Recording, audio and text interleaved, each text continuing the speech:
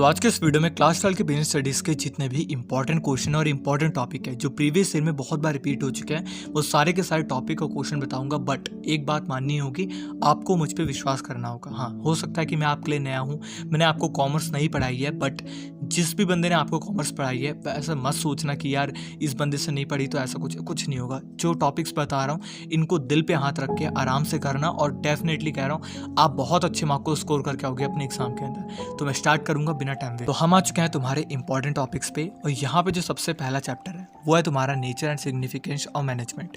इसके अंदर सबसे पहला टॉपिक जो कि काफ़ी ज़्यादा इंपॉर्टेंट है वो है तुम्हारा nature of management.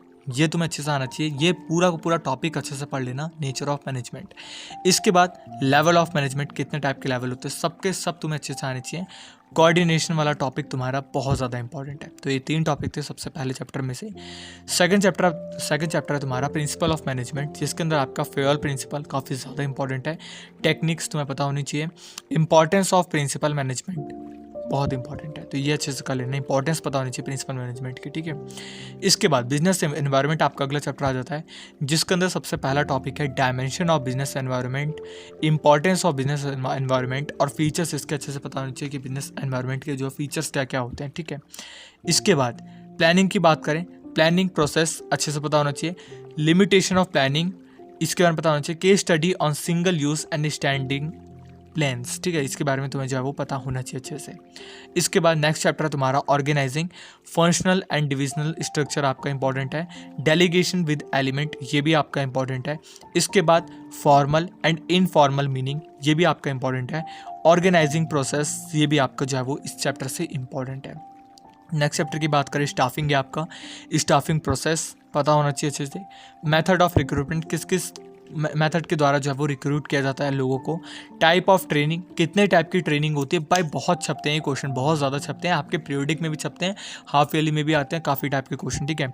Selection process, ये भी तुम्हें अच्छे से जो है वो पता होना चाहिए। इसके बाद डायरेक्टिंग की बात करें, बैरियर्स टू कम्युनिकेशन बहुत ज़्यादा इंपॉर्टेंट है।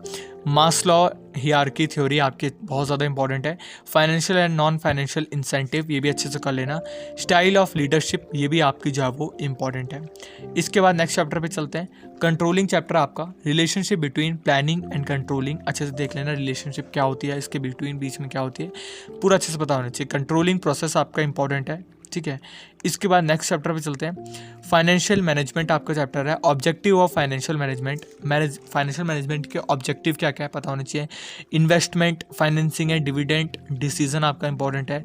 ट्रेडिंग एंड इक्विटी अच्छे से कर लेना। Fixed and working capital requirement आपका इंपॉर्टेंट है।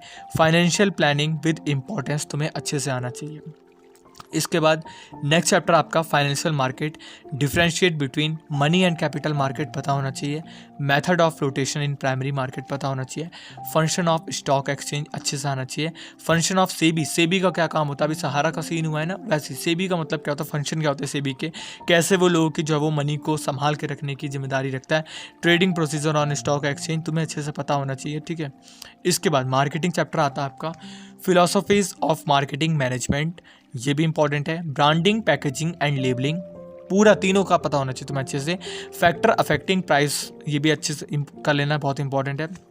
Channels of distribution, public relation, ये आपका जो है वो इंपॉर्टेंट है। इसके बाद बात करें आपके कंज्यूमर प्रोटेक्शन की, कंज्यूमर राइट आपका इंपॉर्टेंट है।